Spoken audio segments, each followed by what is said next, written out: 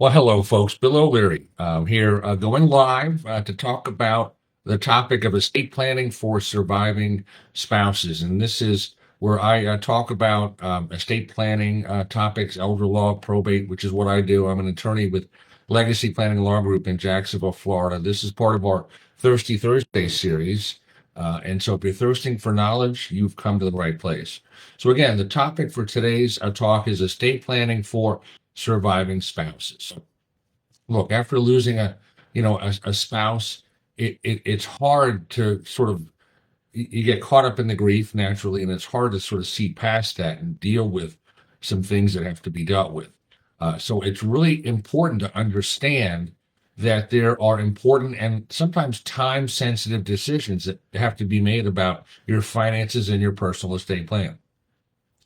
Think of estate planning as an ongoing process because you have to take into account changes that occur, life circumstances, marriages, divorces, deaths, births of grandchildren, and so forth. Don't just assume that your spouse left an updated estate plan behind before they passed away.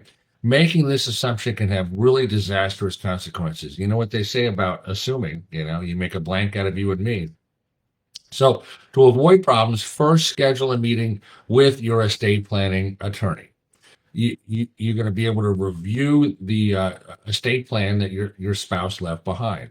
Now, what you may find is that your spouse left assets that you weren't aware of, or you may discover assets that you knew about, but let's say your spouse had missing or incomplete beneficiary designations or titled the assets incorrectly. Or maybe there was a grandchild just born and they were overlooked in your spouse's estate plan. Your estate planning attorney can help you with that. Can also tell you about deadlines that may be coming up where decisions have to be made. So, as an example, there may be a tax reason for a surviving spouse to redirect assets that are otherwise coming to them, the surviving spouse, redirect them to other family members. This is what we call a disclaimer. And there may be sort of tax and good planning reasons for doing that, but you'll only know about that by talking to your estate planning attorney. Again, time sensitive. There's a 9-month deadline to make this disclaimer decision.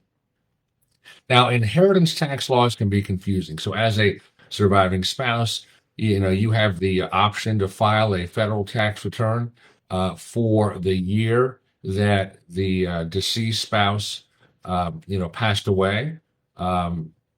You can go ahead and file as a surviving spouse an individual return, or you can file as a married couple, maybe to get higher deductions, as long as you don't remarry in the same year. So again, talk to your accountant there about that.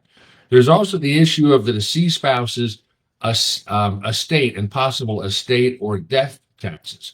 A surviving spouse can increase the amount of the combined estate that can pass tax-free by making what's called a portability election. Again, there are time-sensitive deadlines for that. And then, of course, there's the issue of probate. If the deceased spouse didn't have a revocable trust in place in order to keep assets out of probate, there are timelines to meet with the probate court. A whole lot more scenarios exist. And yes, obviously, it's a stressful time. But again, a surviving spouse has to prioritize, once sort of seeing through the fog of grief, prioritize assessing the estate plan and the finances. And understandably, all this is hard during the grief process. After a spouse passes away, by the way, a lot of attention of the legal services tend to focus on handling the deceased spouse's estate. Unfortunately, the legal needs of the surviving spouse, sometimes they take a back seat, you see.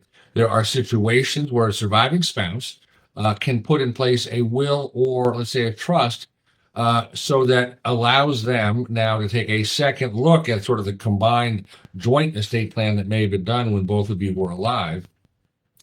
And again, a second look to see whether what was done before your spouse passed away is still the right plan for you.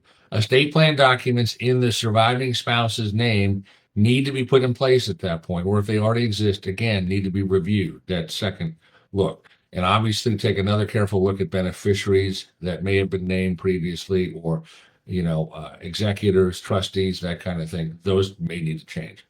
Then there's the important issue of incapacity planning for the surviving spouse. A durable power of attorney lets you name an individual to act on your behalf for financial matters.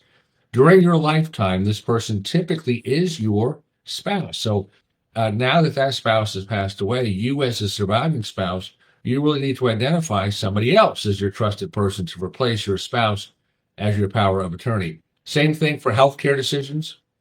Typically would name the other spouse as the initial healthcare agent, proxy, surrogate, whatnot.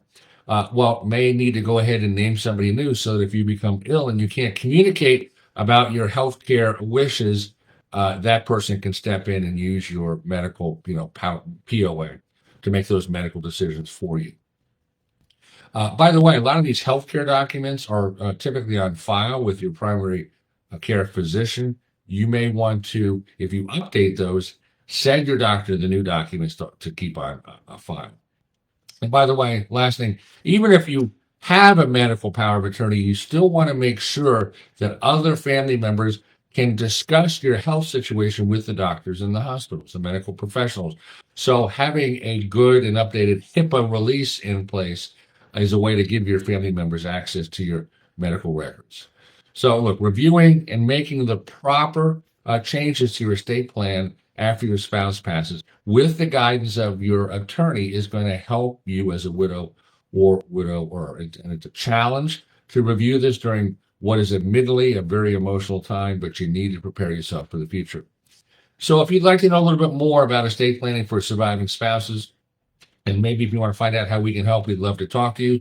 So as we do with all these videos, we encourage you to go ahead and schedule a free 15-minute phone call. We call it our discovery call. Just go to our website, legacyplanninglawgroup.com. There's a button. You can't miss it. It says schedule a free discovery call. Click on it and pick the day and time that works for you. And again, that call is complimentary.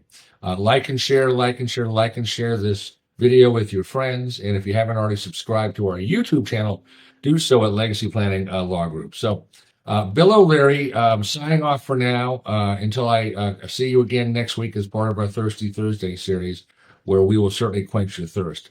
I'm going to sign off for now. Go make it a great day and a better world, and have a great weekend.